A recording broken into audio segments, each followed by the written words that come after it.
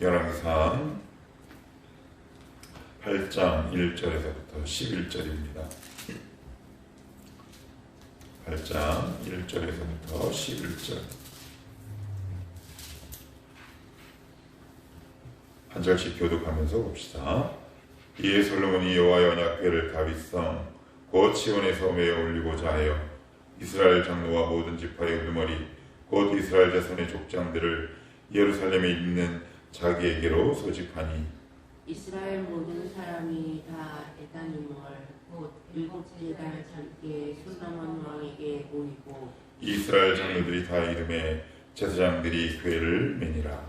여호와의 궤와 회막과 성막 안에 모든 거룩한 기구들을 메고 올라가니 제사장과 레위 사람이 그것을 메고 올라가니 솔로몬 왕과 그 앞에 모인 이스라엘 회중이 그와 함께 그 궤 앞에 있어 양과 서로 제사를 지냈으니 그 수가 많아 기록할 수도 없고 셀 수도 없었더라. 제사장들이 여호와의 언약궤를 자기의 처소로 내어드렸으니 곧 성전의 내소인 지성소 그룹들의 날개 아니라. 그룹들이 그 궤 초소 위에 날개를 펴서 궤와 그 채를 덮었는데 채가 길므로 채 끝이 내소와 성소에서 보이나 밖에서는 보이지 아니하며 그 채는 오늘까지 그곳에 있으며 그 궤 안에는 두 돌판 외에 아무것도 없으니 이것은 이스라엘 자손이 애굽 땅에서 나온 후 여호와께서 저희와 언약을 맺으실 때 모세가 호렙에서 그 안에 넣은 것이더라. 제사장이 성소에서 나올 때 구름이 여호와의 성전에 가득하며 같이요. 제사장이 그 구름으로 말미암아 능히 서서 섬기지 못하였으니 이는 여호와의 영광이 여호와의 성전에 가득함이었더라. 아멘. 예, 오늘 드디어 진짜 솔로몬 성전이 완공되고 성전의 핵심이죠. 화룡점정을 찍습니다. 그 지성소의 이제 언약궤를 지금 모셔놓게 됩니다. 그래서 1절에 보시면 이에 솔로몬이 여호와의 언약궤를 다윗성 곧 시온에서 메어 올리고자 하여 이스라엘 장로와 모든 지파의 우두머리 곧 이스라엘 자손의 족장들을 예루살렘에 있는 자기에게로 소집했다. 그래요. 언약궤가 없는 성전은 아무 의미 없는 성전입니다. 말씀이 없는 교회는 아무 의미 없는 거죠. 말씀이 있고 은혜가 있는 것, 성전의 성전됨은 곧 하나님 말씀이 있는 곳입니다. 이것을 우리가 잊지 않아야 하는데 이제 어떤 일이 계속 발생하느냐 2절에 보시면 이스라엘 모든 사람이 다 에다님 월 곧 일곱째 달 절기에 솔로몬 왕에게 모이고 2절 보시면 이스라엘 모든 사람이 모였대요. 모든 사람이랍니다. 물론 여기서 모든 사람은 이스라엘의 많은 사람이 모였다라는 또 다른 완곡한 표현이라고 보시면 돼요. 한 명도 안 빠지고 모였다 그런 의미는 아니고 그만큼 많은 사람이 모였다라는 표현인데 그러면 언제 모였느냐? 에다니몰 이게 뭐 대체 일곱째 달 이게 지금 우리의 태양력과는 완전히 달라요. 쉽게 얘기하면 9월 10월이에요. 9월 10월? 9월 10월이 뭐 하는 달인가요? 추수하는 달이에요. 추수하는 달. 보통 이스라엘 백성은 목양 민족 아니에요? 목축. 근데 이미 가나안 땅에 정착해 있잖아요. 그러니까 거기서 농사를 지어야죠. 그럼 농사 짓는 사람들에게 가장 바쁠 때 첫째가 언제입니까? 봄. 그 다음에 가을. 그런데 뭐라 그래요? 언약궤 모셔드리는 이 일을 위해 그리고 감사하기 위해 이스라엘 백성들이 자신들이 하던 모든 일을 잠시 내려두고 솔로몬 성전 앞으로 모이기 시작한 겁니다. 이게 쉬운 일이 아닙니다. 이게 쉬운 일이 아니에요. 우리는 다 일상을 살아가는 사람들입니다. 삶을 살아가는 사람들이에요. 그런데 내가 해야 될 일상적인 삶을 잠시 중단하고 언약궤 모셔드리는 그 상황, 그 솔로몬 성전 안으로 모여든다? 이거 결코 쉬운 일이 아닙니다. 왜 이렇게 그만큼 이스라엘 백성들이 언약궤 오는 것을 사모했을 뿐만 아니라 솔로몬 성전이 끝나고 하나님의 은혜가 온 이스라엘 사람 가운데 충만했음을 암시하고 알려주는 대목입니다. 하나님의 은혜 없이 어떻게 자기가 하던 일상을 멈추고 중단하고 나올 수 있겠습니까? 이건 불가능합니다. 지금 불가능한 일들이 벌어지기 시작해요. 일단 농번기에, 그리고 이따 뒤에도 보시면 알겠지만 양과 소와 제사를 드리는 그게 너무 많은데 하나님이 한 번도 가져오라 라고 명령하신 일이 없어요. 이건 사람의 힘으로는 불가능합니다. 하나님의 은혜가 넘칠 때 내가 하는 일도 지금 되게 중요하지만 이 일을 잠시 내려두고 내가 언약궤 그 모시는 일을 내가 눈으로 확인하고 하나님의 일에 동참해야겠구나, 이 고백이 터져 나올 수밖에 없죠. 우리 청월함교회 공동체가 목사가 잔소리하거나 이렇게 합시다 권면하기 이전에 하나님의 은혜와 영광이 우리 청월함교회 공동체 가운데 넘치면 너나 할 것 없이 자신의 하던 일을 잠시 멈추고 하나님의 일에 동참하는 역사가 바로 이것 때문에 일어난다 라고 오늘 성경은 우리에게 이야기하고 있어요. 다시 볼게요. 이스라엘 모든 사람이 언제? 9월, 10월 어디에? 솔로몬 왕, 즉 솔로몬 성전에 모이고. 왜요? 언약궤 모셔드린 걸 보러 하나님의 은혜가 넘쳤기에, 하나님의 은혜가 이스라엘 사람들 가운데 넘치고 충만했다라고 이야기를 합니다. 이어서 3절 4절에도 보시면 법궤는 어떻게 모셔와야 되나요? 법궤, 여호와의 언약궤. 기억이 나실는지 모르겠지만 사무엘상 6장 7절에 보시면 다윗이 언약궤를 모셨는데 실수를 하죠. 그들이 술에 싣고 옵니다. 큰일 납니다. 언약궤만큼은 엄격한 규칙이 있어요. 레위 자손이면서 동시에 고앗 자손이 어깨에 매야 합니다. 그런데 술에 싣고 오죠. 이게 무슨 의미일까요? 목적이 선하면 방법도 선하고 아름다워요. 교회가 저지르기 쉬운 가장 중대한 실수입니다. 그래서 교회가 폭력을 휘두를 수 있는 가장 적합한 장소예요. 왜요? 우리는 하나님을 소유하고 있거든요. 복음을 소유하고 있어요. 그러면 그 과정과 방법도 그에 못지않게 선해야 하는데 나는 이미 절대 진리를 소유했다는 이 자만에 빠져서 그 길로 가는 과정과 방법이 정의롭지 못한 경우가 얼마나 많이 있습니까? 일예로 저쪽 장이동에 있는 모 교회는 재건축이 지정돼서 이미 정부에서 500억의 보상금이 나옴에도 불구하고 그것도 모자라다, 더 내놔라. 그래서 정당한 행정 절차를 집행하는 그 사람들을 폭행하는 거, 저는 되게 무서워요. 요즘 교회 보면 되게 무섭더라고요. 그들 안에 영적인 독선이 있고요, 영적인 자만이 있고요, 영적인 교만이 있어 보입니다. 그런데 성경은 한결같이 그리고 동일하게 진술합니다. 너희가 어떤 일을 하느냐? 그러면 목적이 선하면 과정과 방법도 선해야 한다. 모든 과정과 방법을 싹 무시할 수 있죠. 그래서 술에 싣고 가는 거 아닙니까? 왜 술에 싣고 갑니까? 더 편하고 쉽기 때문에 그래요. 더 용이하게 문제를 해결할 수 있기 때문에.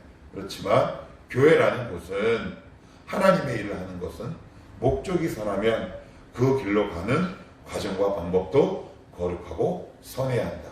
그래서 솔로몬은 아버지 다윗이 밟았던 전철을 밟지 않아요. 그래서 뭐라고 얘기합니까?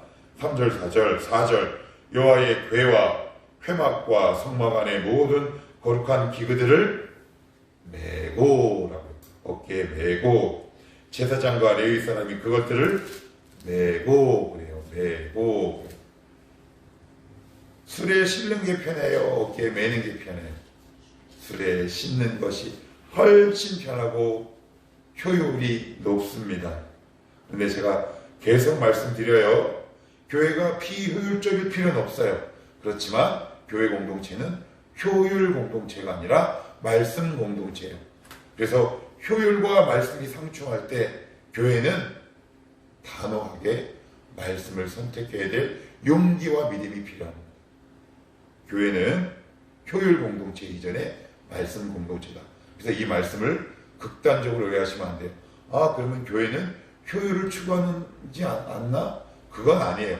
효율을 추구해야죠. 그렇지만 말씀과 효율이 상충할 때는 말씀을 선택해야 한다.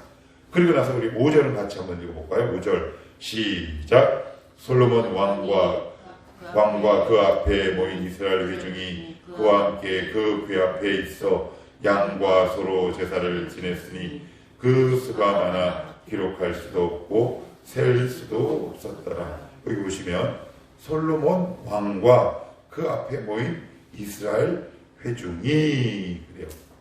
그들이 양과 소로 제사를 지냈어요.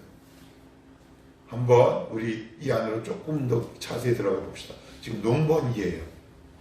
이렇게는 가능해요. 아이, 그래도 다른 사람 가니까 나도 가야지. 얼굴만 빼꼼 비치고, 우리 결혼식 때 그러잖아요. 얼굴만 빼꼼 비치고 밥 먹고 오잖아요. 뭐 그럴 수 있다는 말이죠. 그런데 그들의 마음이 왜 이랬을까요? 마음이 그쪽에 확 가 있었던 거예요. 다시요. 마음이 하나님의 일에 확 가 있으면 이럴 수 있어요. 거기에 금방 얼굴만 빼꼼 보고 보인 게 아니라 거기서 제사를 계속해서 드리는 거죠. 이 일이 얼마나 중요하고 아름다운 일인지 이스라엘 공동체에 자각이 생긴 거예요. 감사가 넘친 거예요. 솔로몬이 얘기하지도 않고 하나님이 명령하시지도 않았는데 끊임없이 하나님 앞에 예물을 드리기 시작합니다. 하나님 감사합니다. 하나님 감사합니다. 그래서 신앙의 척도가 뭔가요? 감사죠. 감사가 넘치면 사실 그 신앙은 끝장난 거죠. 좋은 말로.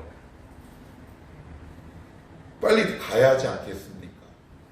그리고 남들도 아니 나도 마지못해 해야 하지 않겠습니까?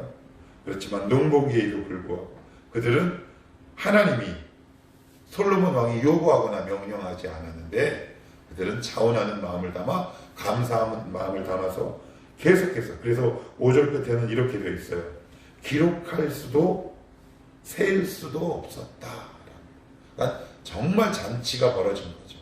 잔치다운 잔치가 벌어졌다. 이렇게 이야기를 하고 있고요. 그리고 9절에 보시면 이런 표현이 나옵니다. 그 궤 안에는 두 돌판 외에 아무것도 없으니 이것은 이스라엘 자손이 애굽 땅에서 나온 후 여호와께서 저희와 언약을 맺으실 때 모세가 호렙에서 그 안에 넣은 것이라. 원래 법궤에는 이것 말고도 더 있어요. 아론의 쌍난 지팡이 만나가 있는데 두 돌판만 딱 남았어요. 이게 중요해요. 이때는 모세로부터 500년이 지났어요. 많이 지났죠. 그런데 지금 두 돌판이 뭐냐면 10계명이에요. 10계명은 두 돌판이 새겼다는 말이에요. 그러니까 모세와 이스라엘 백성이 맺은 언약, 곧 하나님의 말씀이에요. 지금 몇 년이 흐른 거예요? 500년이에요. 하나님의 말씀은 500년 전이나 5000년 전이나 우리가 동일하게 지켜야 될 말씀이에요. 동일한 진리예요. 물론 때에 따라 아주 드물긴 하지만 그 상황에 맞게 재해석해야 하는 경우가 있어요. 가장 대표적인 게 뭐예요? 여자의 목사 안수.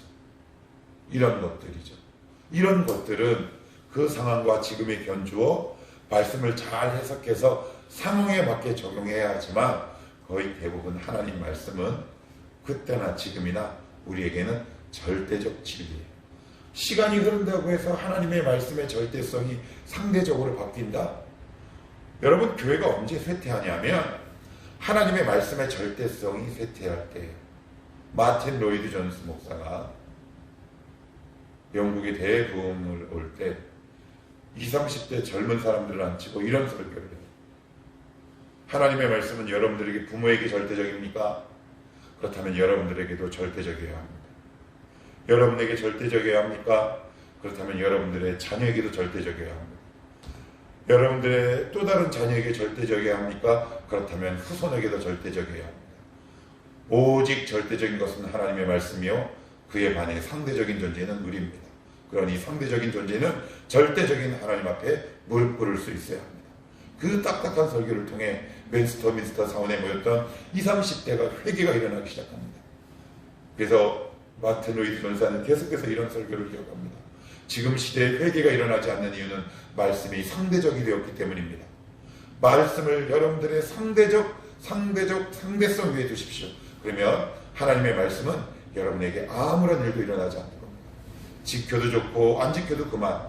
그런 말씀은 더 이상 우리에게 어떤 영향도, 어떤 삶의 변화도, 어떤 사역도 역사도 일어나지 않습니다. 저는 100번 공감했어요. 그의 설교집에 나옵니다. 제가 빨간 줄을 팍팍 그어놨어요. 그래요. 하나님의 말씀이 절대적일 때 나도 살고 너도 살고 가정도 살고 교회도 살아요. 500년 전에도 지켜야 합니까? 지금도 지켜야 합니다. 하나님의 말씀은 영원토록 통일해요. 시대에 따라 변하지 않아요. 언제 교회가 쇠퇴했나요? 언제 신앙의 부흥기가 침체되었나요? 하나님의 말씀이 상대적 존재로 가벼이 깃털처럼 여겨졌을 때 교회는 어김없이 쇠퇴하고 쇠락했습니다. 우리 여기까지 가지 않도록 우리 정말 몸부림치며 살아내십시다. 하나님 말씀이 절대적인 진리임을 고백합니다. 그 말씀이 교회에 선포되게 하시고 그 교회에 속한 모든 공동체는 겸손한 마음을 담아 하나님의 말씀 앞에 아멘으로 화답하게 하옵소서. 그러면 그 교회는 삽니다. 그 영혼은 삽니다.